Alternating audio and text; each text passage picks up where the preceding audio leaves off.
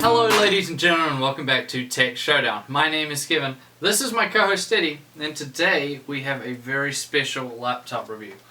This is the MSI Dominator G GT72 6QD-069AU, and this is a 17.3 inch G-Sync gaming laptop. So let's jump in first then with the exterior and the I/O. So looks wise, I think it's a pretty good looking laptop, but this thing is pretty massive as you look at it. This is a big laptop meant for a desktop replacement for sure, a true desktop replacement. So yeah, this is absolutely massive. It's got the brushed aluminium that we've seen before, quite the finger magnet. I still think it looks really good. Aside from that, it just has these red accents on the back here, which are part of the vents, I believe, for this for the CPU and the GPU. Now, if we open it up here, see on the inside, it all looks quite, it's a little bit on the blander side of things, but it still looks really solid. It looks very, very serious, this laptop. That's how I would put it. But yeah, I think it looks really good. It has lighting at the front and on the rear, on the Dragon logo, and of course on the keyboard and on the touchpad like normal, which we'll show you in just a sec as it's turning on just now. So as you can see from the lighting, it has this nice lighting down the front here. Then of course the lighting on the keyboard, the SteelSeries keyboard then, and around the touchpad. And then if we look around to the back, we see that the Dragon logo is lit up as well. So really nice. I really like the look of this laptop. It looks very serious. I mean, it's nothing special from what we've seen before, but I still really like it, and I think it's a great looking laptop. Now moving over to I/O, and if we jump over to the right hand side, there's nothing around the front. Right hand side, you see it has an optical drive, which I find kind of curious in this day and age, and also two USB 3.0 ports. Around the back, we're seeing a mini display port, a USB 3.1 Type-C port, which some people will really like, a HDMI port, that's 1.4, a killer Ethernet port, and the AC in. And then over on the right-hand side, the left-hand side, I'm sorry, you see 4 more USB 3.0 ports, including some charging ports. Now this is interesting, 4 audio ports, so those 2 at the rear, towards the rear I should say, are a headphone combo with SPDIF and a microphone jack, and then the front 2 are just your standard line in and line out. And of course there is an SD card reader in there as well. Now let's jump into the specs and talk about this guy, because this is what makes it quite special. So CPU wise, it's coming with the i7 6700HQ, so that is a Skylake processor, 14nm quad core with hyper-threading, which means you're getting a 2.6 GHz base clock and a 3.5 GHz turbo clock, and it's coming with a TDP of 45 watts, so that's quite impressive.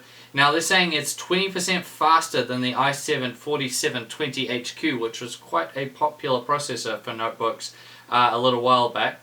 That's all on the Intel HM170 chipset. Now RAM wise, you're seeing 8 GB of 2133 MHz DDR4 memory, and it's expandable up to 64 GB. Graphics card wise, coming with a GTX 970M with 3 GB of GDDR5 memory, so decent graphics card there. Now in terms of storage, a 128 GB M.2 SSD, so that'll be really fast for your operating system, most of your applications and some games, and also a 1 TB 7200 RPM HDD for your mass storage. Size wise is coming in at 428mm wide, 294mm long, and 48mm tall, so quite big laptop, and weight wise coming in at 3.78 kilograms with the battery in. And of course it's coming with a 2-year warranty also. I also forgot to show you guys the underside, so that's what that looks like. Alright, let's move around the screen. Now this is running the Heaven benchmark. It's not plugged in as you just saw, so no battery boost going on here. But let's talk about the screen. So as you can see, it looks really nice. This is 17.3 inch, as I said before, 1080p anti-glare, so full HP display. This does have G-Sync. So that's one of the main features of this guy. And if you don't know what G-Sync is, I'll leave a link down in the description below, and you can check out my G-Sync versus FreeSync video, and I go over the two of them and the differences between them. So yeah, so it does come with G-Sync. For gaming, that means there's no tearing, works really, really well, absolutely fantastic. As you can see, looking at it now, very, very bright display, very good. I really like it. You do have to run the brightness quite high to get that really nice contrast that it has. It tends to kind of be quite conservative, the brightness. However, yeah, I really like this display. It's got no real issues that I found. Viewing angles are good. Overall color and picture quality is really good, so yeah, just no complaints. Just a good all-round solid G-Sync display, and the G-Sync works just as well as any desktop monitor that has G-Sync. There's no difference. So let's move on to the sound then. So this is a thing that a lot of laptops have trouble with, and something that I've had issue with in the past quite a lot of times. So this comes with twin 2-watt speakers in this top strip, as you can see, and it has a subwoofer as well. Now it's also coming with their exclusive audio boost technology and audio enhancer. And what that means is some of the best audio, actually the best audio I have ever heard on a laptop. It is fantastic. Nothing has ever compared. It's almost as good as my desktop sound. I'm not kidding. It is so good. Just the sound quality with music's really good. It goes really, really loud. There's lots of bass to it, a lot of pop. I really like it. For gaming, it's excellent as well. There's no sort of like vibraty once it goes too loud noise or anything like that. It's just really crisp, really good, and yeah, the best I have ever heard on a laptop. I was playing music on this, and my girlfriend came in the room and was like, wow, is that the sound coming from the laptop? Like, it's that impressive that people can't really believe that it's coming out of a laptop. So yeah, absolutely excellent sound quality, some of the best I have ever heard.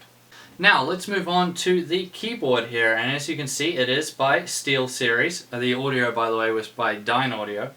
It is very colourful, as per normal. I mean, this isn't the first time we've seen the SteelSeries keyboards like this, but I still think it looks quite impressive. So the layout is really good. Everything's where I really like it to be. The only funny thing is the 0 key down on the numpad is sort of half size, where I would usually like it to be full size, but obviously I've done that there to keep the arrow keys all nice. It also has these dedicated buttons over on the left hand side, which I'm sure you can figure out what they do. The GPU one just means that it'll switch between the discrete graphics, so the GTX 970M, or the integrated graphics if you just want to save some battery. And the fan button there just brings the fan speed up to full. So yeah, really good keyboard in terms of layout. It has all the function keys right where I like them on the arrow keys. That's more my personal preference, but I still think a lot of people out there also like them there. It's just a lot more handy than having them up on the function keys up on the top there. Now, to use is really, really good. The SteelSeries keyboards have been consistently good every time I've tested them. They have good key travel for a laptop. Obviously it's not going to compare to a desktop mechanical keyboard, but for a laptop, it does a good job. Good travel, good feel, and just an overall nice, pleasant keyboard to type on. You'll be able to type out, essays or do work on this with no worries at all, and it's great for gaming as well. So yeah, I just have no real issues with this keyboard. Just another great SteelSeries keyboard. Now the touchpad has a pretty good size to it. I have a lot of trouble with the touchpads on these laptops. A lot of times they're not very good. This one has a good size, has a decent sensitivity to it by default. Maybe a little bit on the low side, was a little bit low for me, but obviously you can turn that up if you don't like it. However, it is very accurate, so that was really good. The clicking works well, never misclicks or had any trouble like that. I mean, this touchpad isn't anything special. I've definitely used better. However, it's not the worst one I've ever used or anything like that. It's just a sort of average, better than average touchpad, and it'll do you just fine.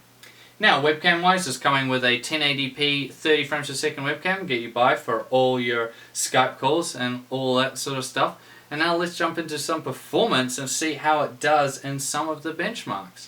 The first benchmark we're going to talk about is to do with the CPU. So that's Intel Extreme Tuning Utility. See what that 6700 HQ can do.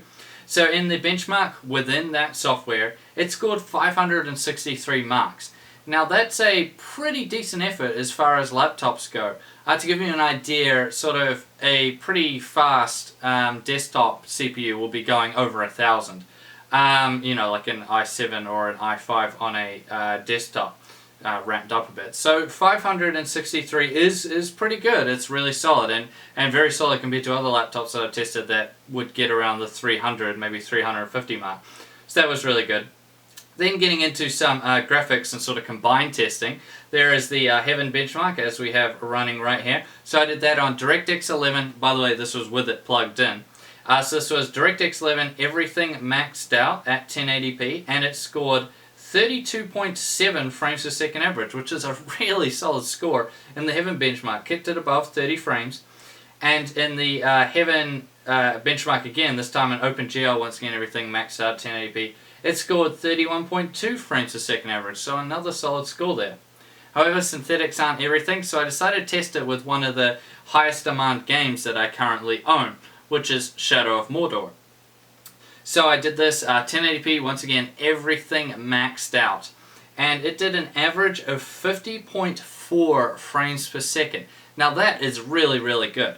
So that means if you don't mind just gaming at over 30 frames a second, then you should be able to, you know, play it just fine, absolutely maxed out. However, if you're wanting to get sort of a consistent 60 frames a second or higher, you might have to drop down the filters a little bit, and that'll give you your consistent 60 plus frames per second. So really good performance. I didn't run into any issues, and this guy will get you by for all your gaming needs. Even some high-end games, you might just have to, if you have them completely maxed out in all the other settings, you might just have to drop the filters down a tiny bit to keep it over 60 frames per second. Aside from that, it should be able to do everything just fine. Now, what about temperatures though? So, did it get really, really hot when it was pumping out these good performance numbers? Well, during that Intel Extreme Tune Utility benchmark, the CPU went up to 54 degrees Celsius, which is honestly really, really good. There's a lot that go up to, you know, over 90 or up to, you know, like 100 degrees, and they're all thermal throttling, but not on this guy. It was absolutely perfect. And what about the GPU then? The 970M, did that get quite hot? Not really. So when I was doing the Heaven benchmark, it only went up to 64 degrees Celsius. So very, very good score there. And when I had the fan set to max, which you can just hit this little button here, and you will hear fans ramp up. It's quite a bit, so if you're ever doing any super hardcore gaming, you could do that, or you just want to bring the temperatures down.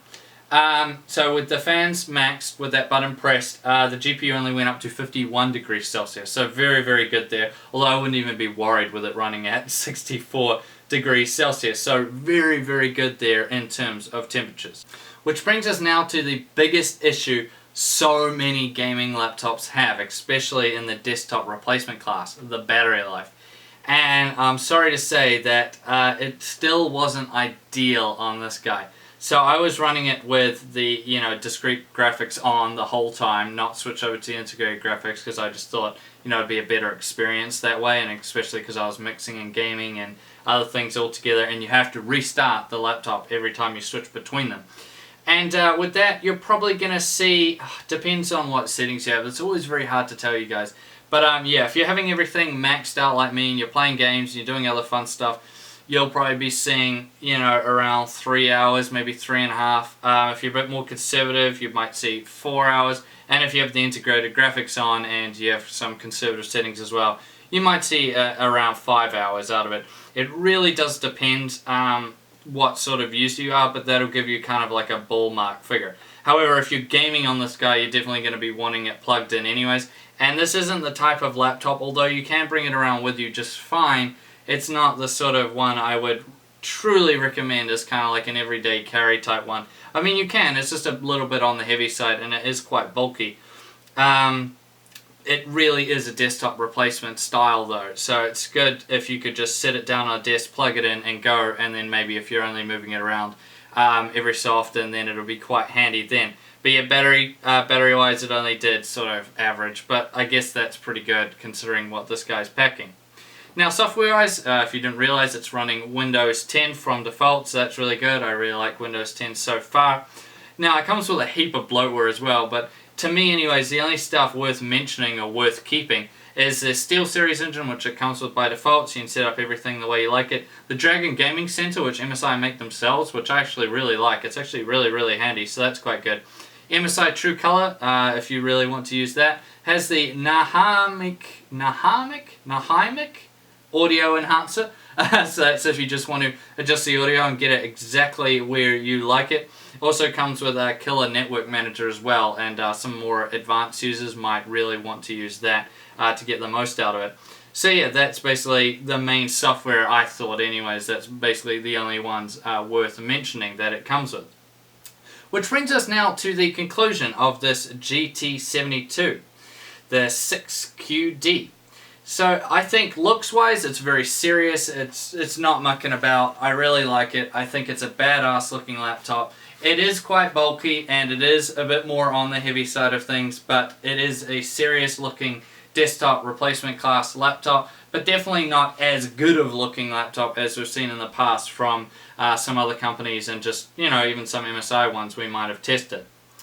However, the screen is fantastic. The sound is the best I've ever tested on a laptop. Just nothing compares. It is so good for a laptop. The keyboard is solid, as per usual, with the SteelSeries keyboard. The touchpad is pretty good. Yeah, it does a decent job. And the performance is great for 1080p gaming. It'll get you by really, really well.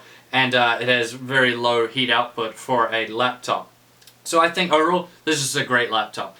I would highly recommend it for anyone looking for a desktop class replacement laptop. It does a really solid job everywhere, and I just have no major complaints with it. It just does a really, really good job, and I really do like this laptop from MSI. Alright. Now I thank you all for watching this video. Please subscribe to Tech Showdown if you haven't already, and like the video. And as always, I'll see you guys next time.